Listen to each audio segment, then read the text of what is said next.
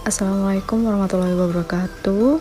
Perkenalkan, nama saya Ainun Jaria, mahasiswa PPG Prajabatan gelombang 2. Di sini saya akan menjelaskan tentang karakteristik peserta didik, di mana karakteristik peserta didik ini diartikan pada pola kelakuan atau kemampuan yang dimiliki peserta didik sebagai hasil dari pembawaan dan lingkungan, sehingga menentukan aktivitasnya dalam mencapai cita-cita atau tujuannya. Dengan kata lain, karakteristik peserta didik adalah latar belakang pengalaman yang dimiliki oleh peserta didik, termasuk aspek-aspek lain yang ada pada diri mereka, seperti kemampuan umum, ekspektasi terhadap pembelajaran, dan ciri-ciri jasmani, serta emosional siswa yang memberikan dampak terhadap keefektifan belajar. Sehingga, karakteristik peserta didik harus menjadi perhatian dan pijakan pendidik dalam melakukan seluruh aktivitas pembelajaran. Karakteristik peserta didik meliputi etnik, kultural, status sosial, minat, perkembangan kognitif, kemampuan awal, gaya belajar, motivasi, perkembangan emosi, perkembangan sosial, perkembangan moral, serta perkembangan motorik. Untuk yang pertama yaitu etnik. Pendidik dalam melakukan proses pembelajaran perlu memperhatikan jenis etnik apa saja yang terdapat dalam kelasnya. Nah, dalam sekolah dan kelas tertentu terdapat multi etnik atau suku bangsa, seperti dalam satu kelas kadang terdiri dari peserta didik etnik Jawa, Sunda, Madura, Minang, dan Bali, maupun etnik lainnya. Data tentang keberagaman etnis di kelasnya menjadi informasi yang sangat berharga bagi pendidik dalam menyelenggarakan proses pembelajaran. Seorang pendidik yang menghadapi peserta didik hanya satu etnik di kelasnya tentunya tidak sulit yang multi etnik. Nah, proses pembelajaran dengan peserta didik yang multi etnik, maka dalam melakukan interaksi dengan peserta didik di kelas perlu menggunakan bahasa yang dapat dimengerti oleh semua peserta didiknya. Kemudian ketika guru memberikan contoh-contoh untuk memperjelas materi yang sedang dibahasnya, hendaknya contoh yang dapat dimengerti dan dipahami oleh semuanya. Kemudian yang kedua ada kultural. Peserta didik kita sebagai anggota suatu masyarakat memiliki budaya tertentu dan sudah barang tentu menjadi pendukung budaya tersebut. Budaya yang ada di masyarakat kita sangatlah beragam, seperti kesenian, kepercayaan, norma, kebiasaan, dan adat istiadat. Peserta didik yang kita hadapi mungkin berasal dari berbagai daerah yang tentunya memiliki budaya yang berbeda-beda, sehingga kelas yang kita hadapi kelas yang multikultural. Nah, pendidikan multikultural memiliki ciri-ciri. Yang pertama, tujuannya membentuk manusia budaya dan menciptakan manusia berbudaya. Kemudian yang kedua, materinya mengajarkan nilai-nilai luhur kemanusiaan, nilai-nilai bangsa, dan nilai-nilai kelompok etnis atau kultural. Kemudian yang ketiga, metodenya demokratis, yang menghargai aspek-aspek perbedaan dan keberagaman budaya bangsa dan kelompok etnis. Dilanjut dengan adanya status sosial. Peserta didik pada suatu kelas biasanya berasal dari status sosial atau ekonomi yang berbeda-beda. Peserta didik dengan bervariasi status ekonomi dan sosialnya menyatu untuk saling berinteraksi dan saling melakukan proses pembelajaran. Perbedaan ini hendaknya tidak menjadi penghambat dalam melakukan proses pembelajaran. Namun tidak dapat dipungkiri, kadang dijumpai status sosial ekonomi yang menjadi penghambat peserta didik dalam belajar secara kelompok. Implikasi dengan adanya variasi status sosial ekonomi ini, pendidik dituntut untuk mampu bertindak adil dan tidak diskriminatif. Kemudian minat merupakan suatu sumber motivasi yang mendorong seseorang untuk melakukan kegiatan yang dipilihnya. Sebenarnya minat belajar peserta didik memegang peran yang sangat penting, sehingga perlu untuk terus ditumbuh kembangkan sesuai dengan minat yang dimiliki seorang peserta didik. Kemudian ada perkembangan kognitif.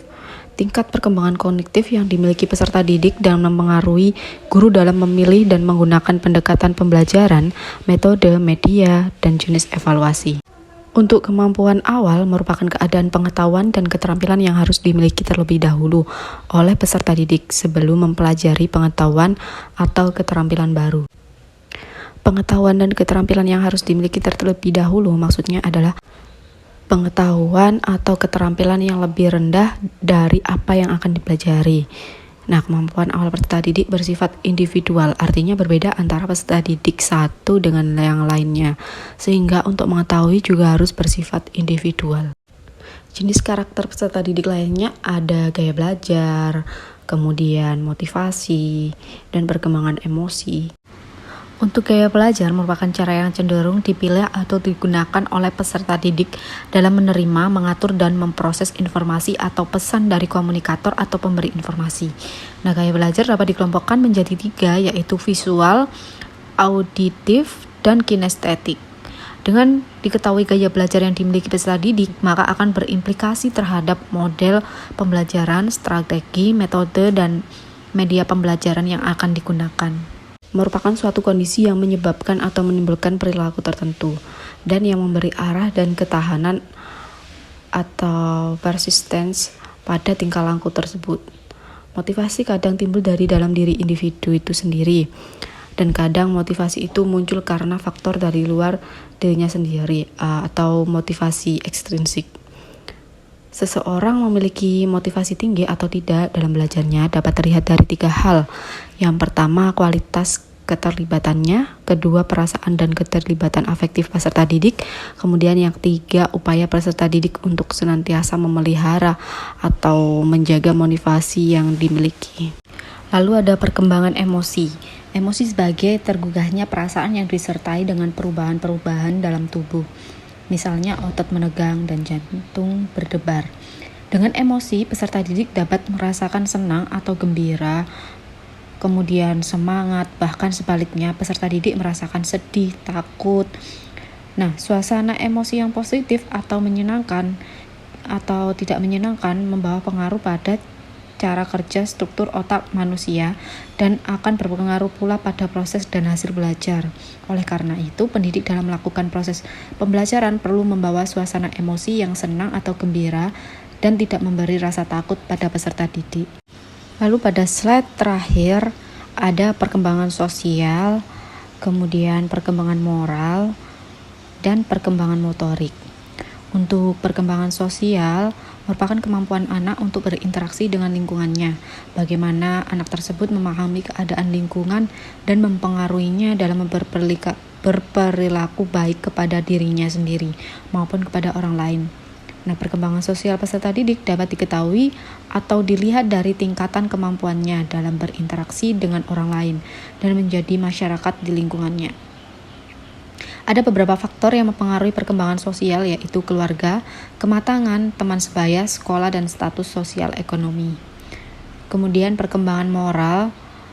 Moralitas dalam diri peserta didik dapat tingkat yang paling rendah menuju ke tingkatan yang lebih tinggi, seiring dengan kedewasaannya. Nah, untuk perkembangan moral menurut Kohlberg dibagi menjadi 3 tahapan, yaitu prekonvensional mulai dari umur 6-10 tahun yang meliputi aspek orientasi anak atau peserta didik masih pada konsekuensi fisik dari perbuatan benar atau salahnya, yaitu hukuman dan kepatuhan atau anak menilai baik buruk berdasarkan akibat perbuatan. Yang kedua, konvensional dari umur 10-17 tahun meliputi aspek goodbye oration. Orientasi perbuatan yang baik adalah yang menyenangkan, membantu, atau disepakati oleh orang lain. Kemudian yang ketiga, post-konvensional dari umur 17-28 tahun.